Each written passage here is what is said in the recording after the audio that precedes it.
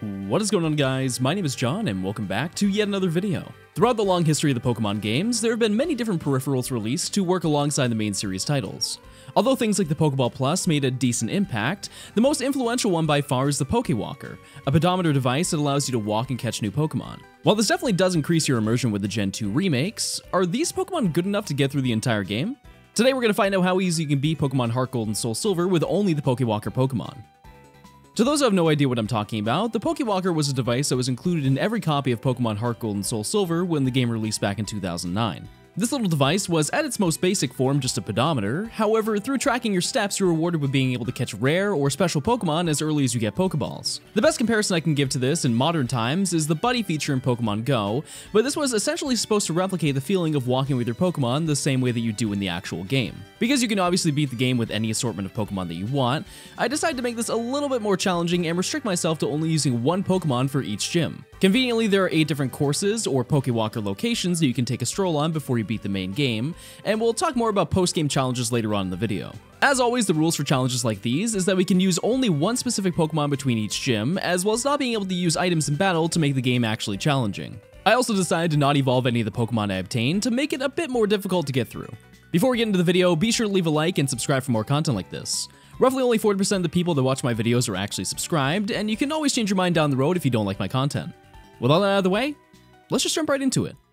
Like I mentioned earlier, the challenge doesn't start out until we have at least 2 Pokemon, as you have to deposit one into the Pokewalker in order to go on a stroll. Technically, you can still get Pokemon just by using the device, but to my knowledge that's completely random and there isn't anything that guarantees you to get one. After completing all the intro stuff, we can save the game and soft reset. When you come back to the title menu options, you should see that there's an option to connect your DS to the Pokewalker. For the most part, this is pretty straightforward. However, the device transfers data through infrared, so sometimes it takes a lot of adjusting to connect it to the DS. This is the point where I found out that my DS capture card apparently doesn't have an infrared sensor anymore because they removed it to install the capture board, so I had to use my 3DS one to actually make this work.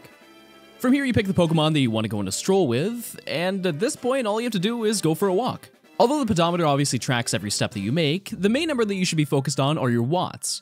For every 20 steps that you take, you'll earn 1 watt, which is supposed to be compared to a calorie because you burn 1 in the same amount of steps. Once you reach a total of 10 watts, you can use that to encounter a Pokemon.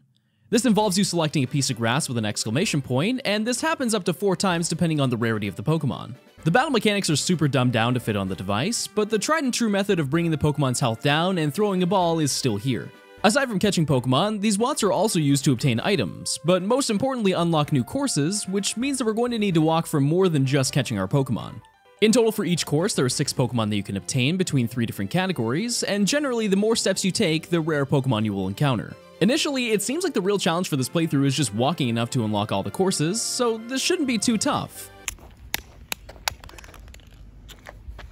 So long as I don't destroy my game during the process. To make things a little bit more unpredictable, I made sure to only use the first Pokemon that I was able to catch. You can easily fail an encounter by getting knocked out or trying to catch it with too much health, but keep in mind that I gave it an honest effort for every single encounter. After walking around for a bit, I was able to catch the first Pokemon in our challenge, Doduo. Out of all the options for the Refreshing Field course, this is probably the best option next to Kangaskhan, but if you've played these games before, you know that the road to fighting the first gym leader isn't exactly the most difficult thing to do in the Pokemon series. Once we reach Violet City, we can head straight to the Sprout Tower, which is our best opportunity to grind up our Pokemon considering that nearly every stage we have to fight here only has Bellsprout. Because we have access to Peck from the start, we can quickly make our way to the top and fight the Elder. Surprisingly, his Hoothoot deals quite a lot of damage to Doduo, however, once you get past that, you can easily one-shot his last Bellsprout to complete the section. Although this is by far one of the shortest sections in the entire challenge, our first gym could potentially be a lot more difficult than you'd think. I didn't really mention this before, but the plan was to try and take on the gym leaders with as low level Pokemon as possible.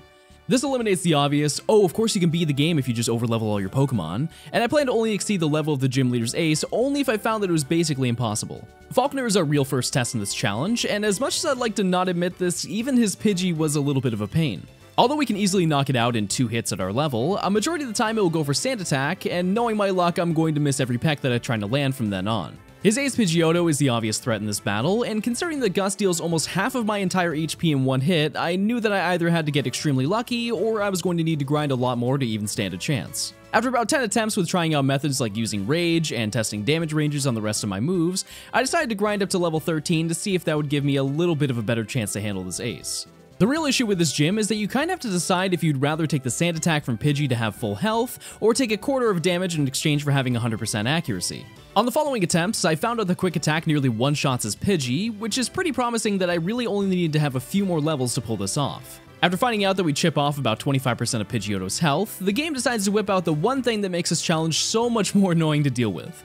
Because the AI knows that I can knock it out now, it will spam Roost whenever it wants, which is arguably worse than if he could just heal Pidgeotto to full. After trying multiple times, I realized that the only way that we could win now is if it doesn't use that move, but I kept pushing because I knew that it was completely possible. I ended up getting a crit on the first move, which brought it down to half health, and thankfully it went for Gust for the 2 turns following that, which was just enough to take it down to claim the first badge.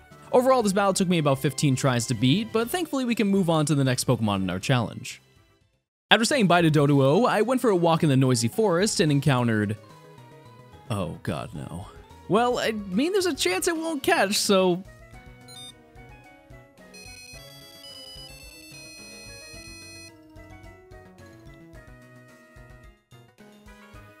Well, this sucks. Our second Pokemon is going to be Wobbuffet, and if you know anything about this Pokemon, you know that it's both extremely good and extremely bad depending on how well you can predict your opponent's next move. Initially, I kinda thought this wouldn't be too rough considering that it's pretty easy to guess movesets on Pokemon this early in the game, but I quickly found out that I was very wrong to assume that. I think that the only upside to getting this Pokemon is the fact that you obtain it at level 15, but even at that high of a level, you'd be shocked how strategic you have to be. On my way through the Union Cave, I ran to a Slowpoke trainer near the exit, and I was absolutely bodied because it would use Yawn, and then growl next turn so I couldn't hurt it, and then tackle over and over until I was knocked out. After more attempts than I'd like to admit, I realized that this trainer is so absurdly difficult to beat that I skipped past him to make our way to the next town. In Azalea Town, we have a few little tasks we have to complete, but to start it out, we're going to need to take on the Rocket storyline in the Slowpoke Well. For the most part, I was able to one-shot everything with counter, however, one of the more annoying trainers was the Zubat nearing the end. Because it could use Supersonic combined with Leech Life, by the time she sends out Ekans, my Wobbuffet can't fight anymore. After a few more attempts, I managed to take care of that, which brings us to the last battle against Rocket Executive Proton. Once again, we have to deal with another Zubat, but I actually think that coughing is a lot more annoying to deal with because all it does is spam Smokescreen. This specific battle took me a couple tries, but fortunately I was able to take down Zubat without hitting myself, which gave me a ton of HP to counter coughing until the battle was over. In total, this one section of the game took me nearly an hour to complete, which I believe is more than the entirety of the last section to give you a little perspective as to how annoying this Pokemon can be. Although we can take on our rival right now, I think it's probably best to save that for another Pokemon and instead take on the gym leader. Unfortunately, out of all the Pokemon you can obtain in the Noisy Forest, Wobbuffet is arguably the worst for the fact that it's weak to Bug-type moves. However, I will note that this is once again the strongest Pokemon that you can get here, next to maybe Spearow, so this could honestly be a lot more difficult. As I was making my way through the gym, I assumed that only Bugsy was going to be the actual tough part of the gym, but there was one thing that I didn't really account for. The first trainer that you fight starts out with a Weedle, which obviously isn't too difficult to take down, aside from worrying about getting poisoned in the process, but the next Pokemon kind of puts a wrench in our plans of making it to the gym leader. Yeah, so Kakuna is an extremely big issue due to the fact that it literally can't attack you.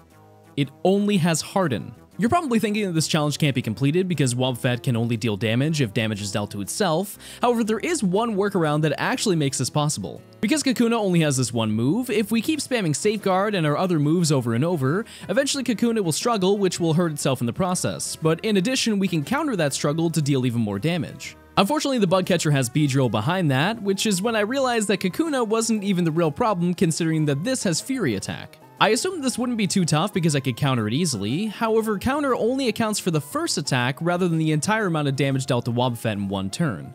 This means that instead of knocking it out in one encounter, we deal about 6 HP worth of damage, which obviously means that we lose. Disregarding that we're constantly losing health, we also have to deal with the fact that since we wasted all of our power points on Weedle and Kakuna, we almost have no counters to even take down Beedrill. Couple all of this with the fact that we have an absurdly high chance to get poisoned right at the beginning makes this battle absurdly difficult, and it's unfortunately a situation where even leveling up will barely make a difference. Alright, well let's just reset and then we'll give it another shot. Oh my god. I didn't even save. Oh my god, this is such a load of sh. So after a few more attempts of the Bugman, I realized that this was basically impossible, so I was going to need a little assistance in order to have a better chance. I decided to backtrack all the way to the ruins of Alph and spent a bit breaking rocks in order to get a bunch of shards. While normally these items are absolutely useless, if we take them to the shard guy outside the Pokemon Center in Violet City, we can trade them for a bundle of 3 berries, which changes depending on which shard that we give to him. Because I wasn't sure if I should be more concerned about getting poisoned or needing more health, I decided to get a few of each to get Lum, Pecha, and Citrus berries to help for the battle, as well as a few more down the road. Heading back to the gym, I attempted to take on the bug team with the Pecha berry equipped, but I'd be lying if that barely made a difference. I realized that since I still had the Geodude I used for Rock Smash earlier, I could just Destiny Bond and technically win, but after doing that, I felt like I cheated the system because I technically did use another Pokemon to take down the battle. As much as I regret resetting, I decided to keep going and take it down solo. For a couple of hours, I tried every method that I could to battle this team. Lumberry, Citrus Berry, removing all my moves so I could struggle, literally everything in the book to make this work. I'm not even joking when I say that I spent nearly 6+ hours on this one battle. The only strategy that I found that worked for this battle was to go into the wild and use the exact amount of power points that left me with enough to take down Weedle and Kakuna, and by the time Beedrill is sent out, I either have a few more counters to use or I struggle it to death. The entire battle was pure luck, and although I had a berry to heal when I got poisoned, most battles I would get poisoned twice, so a majority of the attempts didn't even pass fighting the first Pokemon. But now we can finally move on to the real challenge of this section. Bugsy. To be honest, I assumed this gym wouldn't be too tough because I knew that his Scyther lead was going to deal enough damage with U-turn to knock out whatever Pokemon he swapped into, but I kinda underestimated just how much damage it would really deal. Aside from U-turn, Scyther also has Leer and Focus Energy, which basically end up with the same result of being one-shot, so my best chance was if I used U-turn from the start. It turns out that it deals about 60 damage to Wobbuffet, so I realized that I'm going to need an item to get me through this. I decided to give it a Citrus Berry to heal a bit, but after having it successfully work one time, I found out that Bugsy just sends out Scyther again, rather than send out the last Pokemon on his team. If the battle was set up that way, I would have had a much better chance. However, I can't live 3 U-turns from Scyther to make it through this battle. Although I really wanted to stay under the gym leader's level, I knew that this was almost impossible to do at this level, and I've been sitting in this gym resetting for nearly 10 hours at this point, so I figured that I'd given it enough attempts to reward myself with some extra levels. I spent 3 hours fighting it at level 20 with no chance, and another 2 hours at level 22 before I finally won the battle against him. I'd also like to note that I only won because of a low roll and lived on literally 1 HP, so I can't stress enough that even being 5 levels over his team made this almost impossible to complete. But thankfully we can move on to the next section of this challenge. After saying goodbye to the Lipstick Pokemon, I took another walk on the Rugged Road course and caught our next Pokemon, which happened to be Magby. Out of all the options for this section, this is definitely not the best. However, this Pokemon does get access to a ton of really solid moves from the start, most importantly having Ember, which can be boosted with Sunny Day. The first big battle that we have to take on is the one against our rival in Azalea Town, but fortunately enough, this was an extremely easy battle for a couple of reasons. First off, Magby learns Fan Attack through Level Up, which one-shots his Ghastly, and I completely forgot that since I picked Totodile at the beginning, Magby was able to take down Bayleaf, and I was able to beat him on the first try. Moving forward a bit, we skip a bunch of trainers and reach Goldenrod City. Between the second and third gym, there's technically only one mandatory battle, so a majority of this challenge at this point is just taking on the gym. However, there are some difficult trainers that we're forced to face later in the story. As most of you know, Whitney in Heart Gold and Soul Silver is not exactly the easiest gym leader to take on without items in the Pokemon series. However, the trainers within the gym are actually a breeze. The combination of Sunny Day and Ember makes Magby basically unstoppable, and I'm pretty sure I only ended up healing one time as I made my way through the gym. Whitney, on the other hand, is a completely different story. She leads off with Clefairy, who isn't all too difficult to take down, but it's well known that Miltank is the real threat for a multitude of reasons. Oddly enough, the greatest challenge is taking down Clefairy without taking too much damage, as Metronome can deal moves like Water Gun and even more ridiculous moves like Flare Blitz, which can really chip away at her health. I figured that the best play would be to hit it with Ember until it was about to be knocked out, to which I would then use Sunny Day to give a couple of turns when Miltank is out. This is by far the best play, but you still have to deal with the classic Attract, Stomp, Super Potions, Rollout, and Milk Drink that everyone else has been traumatized with over the past decade. After seeing how much damage Stomp alone did to my Magby, I knew straight away that this was literally impossible to do at this level, so I spent some time grinding to withstand at least a couple of hits. I don't want to dwell on this battle for too long because I know that basically every person watching this video has dealt with the same problems, but majority of this battle was just spamming Ember until Whitney decided to stop using Milk Drink. Thankfully, with the combination of Flame Body and Ember, it's extremely easy to burn her Pokemon, and that's probably the only reason that I was able to get through this battle at this level. I basically won solely because I got a Sun Boosted critical hit, so without that, I'm sure this gym would have probably taken a couple more hours if I wasn't so lucky. Now that we've completed that, we can grab the next member of our team. The next course is the Beautiful Beach, and as you can assume by the name, the selection here is basically only Water-type Pokemon, which isn't necessarily good or bad because our next gym is Ghost-type, but there are obviously much better courses that we could have gone for a stroll on. I ended up catching a Staryu, which is one of the best Pokemon because it has the highest special attack out of all the Pokemon in the course. While the routes leading to the next gym are just as long as basically every other area in the Johto region, there are quite a few mandatory trainers that have to be taken on here. Thankfully, a majority of these trainers have ground and fire type Pokemon, but the psychic trainer at the east exit of the national park is a lot more annoying than you'd think. Although he has 2 Abra on his team, the real threat is Kadabra, who spams Confusion and Kinesis until he knocks you out. Confusion deals about half health to Staryu, but Water Gun deals enough damage to knock it out faster. The issue though is that my luck is once again terrible, and Kinesis and Abra's Flash ruin like 5 attempts to beat him. I kept making the mistake of underestimating my chances of losing this, so the first few times I lost, I was sent all the way down to Goldenrod. Thankfully, I managed to get a crit, which was really the only difficult battle on my way to Akrotique City.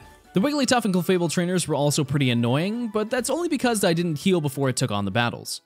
Although the city is the location of the next gym, we still have to take care of the events at the Burned Tower before we're able to make any more progress. Here we meet Eugene and Morty, as well as have another battle against our rival. Unlike last time, we're now at an insane disadvantage because of the Bayleaf, and as you'd expect, Magical Leaf one-shot Staryu. This is once again one of those situations where grinding up a few levels really won't make a big difference, so we're going to need some more firepower in order to progress in the story. I decided to head all the way back to Goldenrod City and buy the TM for Blizzard from the department store. Thankfully, we're in the situation where we can at least outspeed Bayleaf, so if this doesn't knock it out in one hit, we can at least hope for a chance to freeze. Come to find out, it doesn't one-shot. However, Bayleaf usually goes for Reflect, which means that as long as we land 2 Blizzards, we should knock it out without a problem. Unfortunately, that's a lot easier said than done, but once you get past Bayleaf, the rest of the battle is a breeze. After releasing 3 6-foot-tall beasts in the Johto region, we can head into the Akrotique gym to take on Morty. The battles leading up to him were a great test as to how we'd fare considering they have the same Pokemon as he does, and overall Staryu can handle all of them without too much of an issue. Although this gym is also known for being a little bit annoying, I used my big brain to make this significantly easier. Through level up, Staryu gets access to the move Camouflage, which changes the user's typing based on what type of terrain it's battling in. Conveniently, Camouflage turns Staryu into a normal type if it's used in a building, which makes his entire team unable to use any of their stab moves. The only options that Morty's team has now is to use Curse, Sucker Punch, or Put Me to Sleep and then use Dream Eater. Even though I have this major advantage, it's still a really tough battle for the fact that being put to sleep completely makes or breaks the entire battle. Curse is also extremely busted because we can't switch out to cancel it, so we either have to hope that we can knock out the Pokemon in one hit, or just expect that this Pokemon won't go for that move. Although I was put to sleep a ton, I thankfully also have the move Recover, which I had to spam like 5 times against Gengar before I could finally take it down. Overall, this gym took me 6 tries to beat, but a majority of those attempts I was cursed by the first Ghastly, so I knew ahead of time that I wasn't going to beat the rest of them in time. Okay, who do we have next? The next course is the suburban area, which obviously contains all the things that you see in a suburban location. We've got owls, rats, crows, sentient magnets, humanoid wall plugs. I ended up getting Magnemite, which isn't too surprising because it takes up 2 slots of the 6 Pokemon, but it's a little concerning since the next gym is all the way in Cianwood City. Because I knew the Magnemite's moveset wasn't going to cut it for even the smaller battles, I went back to Goldenrod to give it the TM for Thunder. Although this is a really strong move, a majority of the battles for this section will rely heavily on RNG because its attack stat is way too low for Spark to actually deal solid damage. After taking on the events at the Dance Theater, we can collect the HM for Surf and progress west of the city. After dodging all the trainers, we make it to Olivine City and progress through the lighthouse. Conveniently, nearly every trainer here has either flying or water-type Pokemon for some reason, so this section didn't take too long to reach Jasmine and Ampharos at the top of the tower. From here we can head even further west through the water routes to Cianwood City, which is home to our next gym. Now you're probably imagining that this gym won't exactly be the easiest thing in the world, knowing that his gym is based around fighting-type Pokemon, and you'd be very correct about that assessment. Although I'm weak to literally every Pokemon here, Magnemite's Thunder deals massive damage against every trainer in the gym, which is somewhat promising that Chuck won't be too hard to take down. The only trainer that I had genuine problems with was the Hitmonchan trainer on the right side of the gym. Mach Punch knocks it out in one hit, but it also attempts to use all of its other moves, so if you just keep resetting until it uses something else, you'll get through this easily. Chuck's team consists of only 2 Pokemon, but don't let that fool you. Primeape and Poliwrath are extremely strong, and we're going to have to hope that luck is on our side to get us through this. The one strange upside is that the only fighting moves that they know are Focus Punch, which only lands if we don't hit them. But on the downside, we can be put to sleep, which makes it so we instantly lose. Primeape only really seemed to want to go for Rock Slide, which only dealt a little bit of damage, so I managed to get up 2 Thunders to take it out. As for Poliwrath, it decided to go for Focus Punch turn 1, and I landed a Thunder that paralyzed it. This battle ended up only taking 2 tries, but even if I didn't get this lucky, I think it wouldn't have taken many more attempts to get through it. Alright, what's next?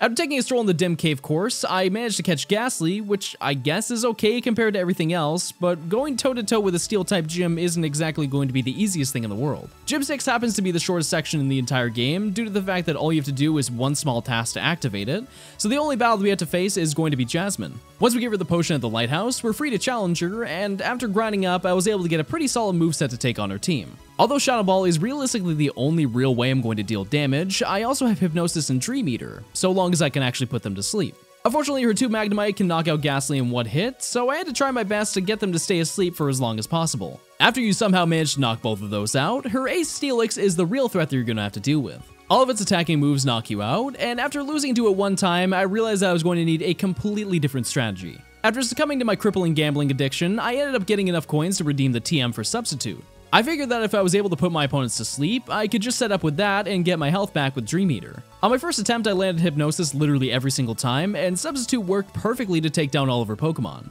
I will say that I once again won because of a crit Shadow Ball, but based on the fact that I had my Substitute out already, I don't think it would have made too much of a difference. Let's move on to the next Pokemon.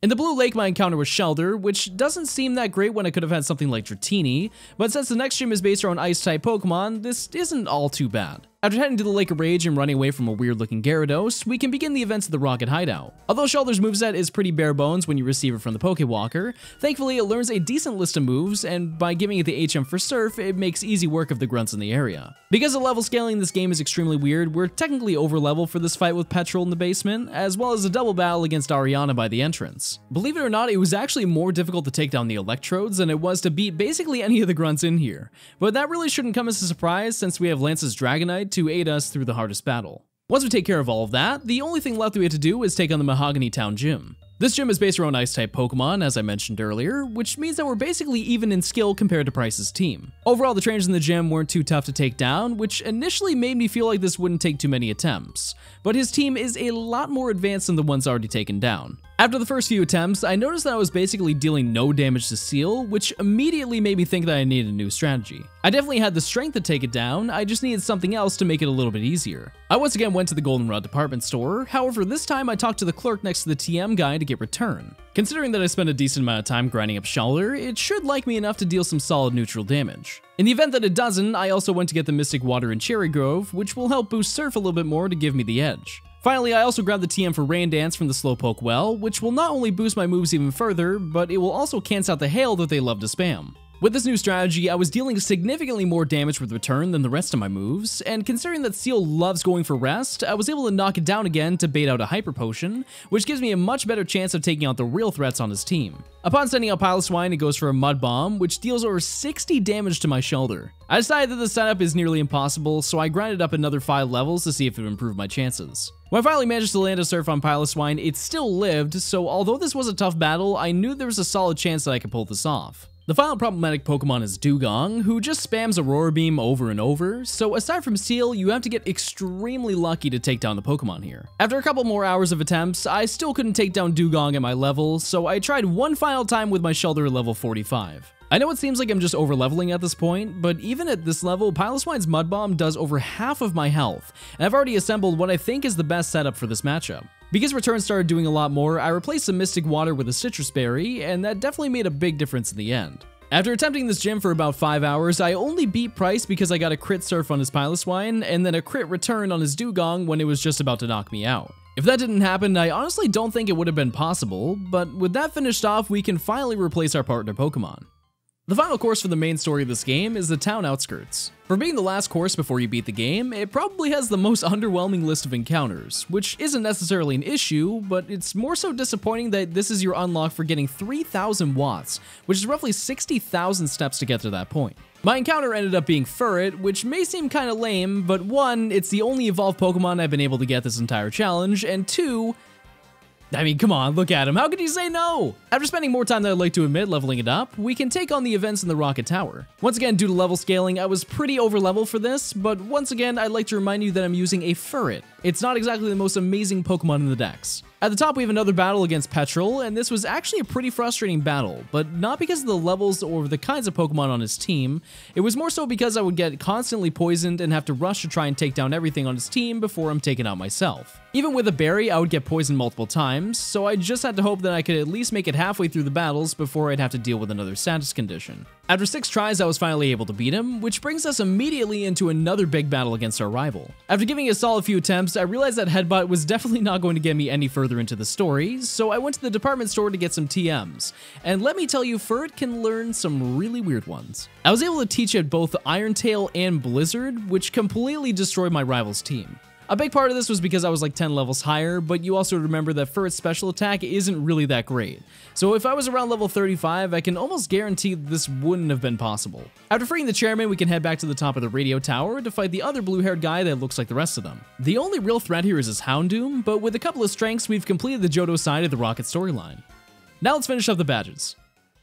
After quickly making our way through the ice path, we finally reach Blackthorn City, which is home to our final Johto gym. This gym is based around Dragon-type Pokemon, which is a little concerning, but also kind of funny that a boy with a ferret is going to destroy literal dragons in combat. For the first few trainers, Blizzard nearly one-shot Dragonair, which seemed pretty promising, but based on my previous encounters like this in the challenge, I knew that the gym leader would be a completely different story. Claire's team consists of 4 Pokemon: Gyarados, 2 Dragonair, and finally her Kingdra Ace. Because I knew the Gyarados would initially be a big issue, I bought the TM for Thunder, which nearly knocks it out because of its quad weakness. If you manage to take that down, she'll go into her first Dragonair, who also takes a ton of damage from Blizzard as long as you land it. Thankfully, this is also pretty easy to get through, however, it does tend to use Thunder Wave turn 1, which immediately sets you up against her Kingdra. This is obviously the Pokemon that kills nearly every attempt, and if you land Thunder, it will do just about 20% of its total health. Because her Pokemon deal a lot of damage, I thankfully still have rest, and I'm able to essentially get a free heal, as well as get more as long as I wake up in time. The battle against Kingdra was pretty annoying because of the Citrus Berry and obvious heal,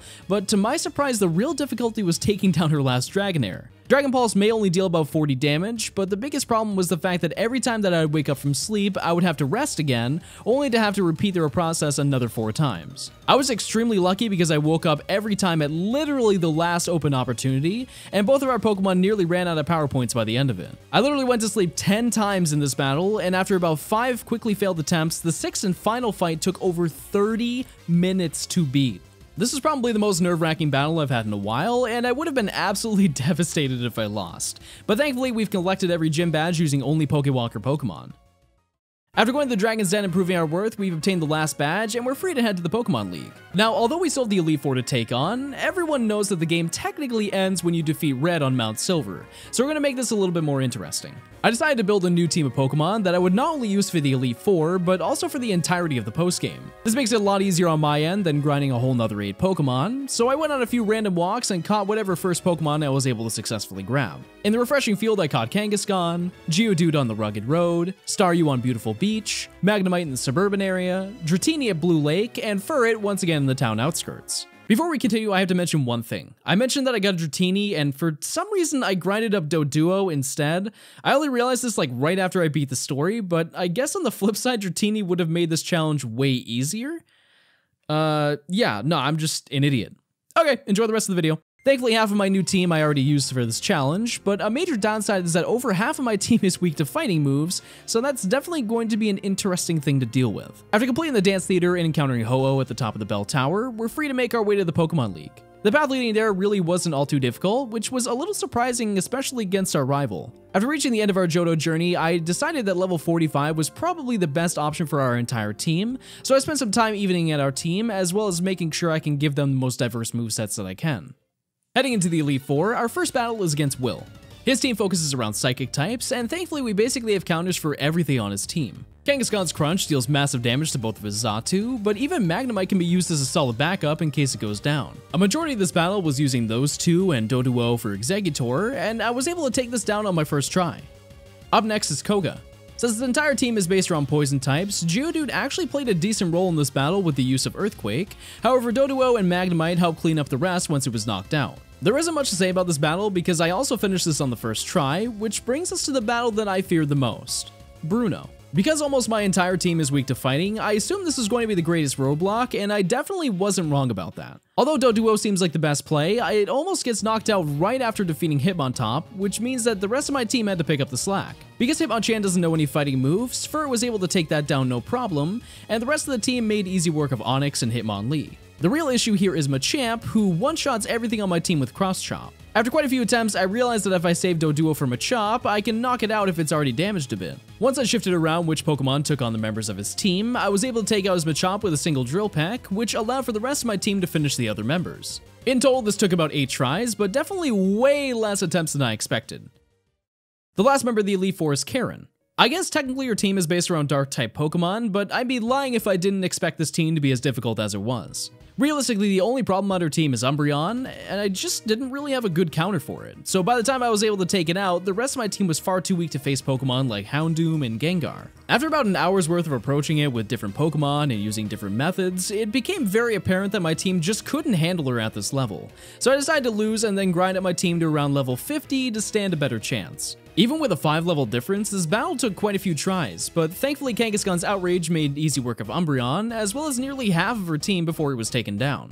Furret and Doduo managed to clean up the rest, but this was by far the most annoying battle of them all. The final battle in the Elite Four is against Lance, and knowing in advance that his team is made up of Dragon-type Pokemon gave me the impression that I'd either need to grind more or just get absurdly lucky, but I still decided to give it an honest effort to see if I could just manage it at their current levels. Just like the Claire battle, Furret's Thunder deals over half health to Gyarados, and this is by far the easiest Pokemon on his team to take down. The real threats are his 3 Dragonites with a varying list of moves, but since they're quite weak to Blizzard, this also deals about half health. Unfortunately, I wasn't able to take it down, but Staryu also knows Blizzard and is much stronger. I was able to take down the first one, however I got destroyed by Dragon Rush, so Kangaskhan was really my only counter for the last 2. Outrage was able to deal a bit of damage, but out of all my Pokemon, Magnemite was the one who took it down. From here, Geodude was able to one-shot Charizard with Stone Edge, and then explode on Dragonite to take both of those down. This was the one thing that saved the entire run, and I was only able to do that because it missed Dragon Rush. His last Pokemon was Aerodactyl, and with the power of Magnemite, I was able to thunder it down and defeat the champion of the Kanto region. Although we've technically beat the game, like I said earlier, we're going to use this same team to take on the rest of the Kanto region, so let's see just how tough the post-game really is. As you all know, Heart Gold and Soul Silver's post-game requires you to collect another 8 badges in order to take on the final battle, and unfortunately there really isn't a lot of story that you have to deal with aside from a few small events that take all of like 15 minutes to complete. You'd think that with such a large area that we have to take on, I'd have a lot to say, but surprisingly the gyms weren't all too bad to defeat. I chose to take them on in the original order, which actually makes it a lot more difficult with the varying levels. One small thing this game lacks is that the gym leaders have way less Pokemon than you'd expect them to have, with trainers like Blaine only having 3, while Brock has 5 for some reason. Without boring you to death over every gym, the only truly difficult gym was probably Erica's because Jumpluff and Blossom can be really annoying and stally, but every other gym leader was defeated in like 1 to 2 attempts. I wish I had more to say, but it's hard to point out anything when I beat all of them in under 2 hours. As we all know though, this isn't intended to be a real challenge, and the actual test of our strength resides at the top of Mount Silver. After defeating Blue, we can get approval from Professor Oak to enter the gates to the mountain, and immediately start preparing for the final battle. In order to have a realistic advantage, I brought my team up to a flat level 80, which I assumed was a bit overkill, but if I'm being honest, I've already spent so long on this challenge that I just wanted to put it to an end.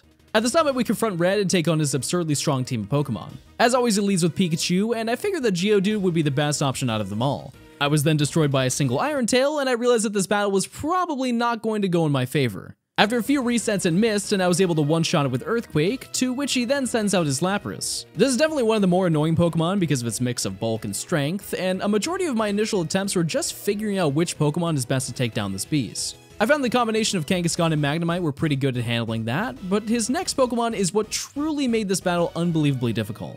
Blastoise is obviously a strong Pokemon, but for some reason it knows Focus Blast. Now, in my own personal usage of this move, it is hot garbage. There's a reason people call it Focus Miss. It literally never lands. Red, on the other hand, apparently has a Blastoise with no guard and lands it on all of my Pokemon. Like I mentioned earlier, my team is completely weak to fighting moves, so literally nothing can withstand even one hit. After losing specifically to this one Pokemon about 10 times, I realized that I'm going to have to grind my team out even further to get this to work.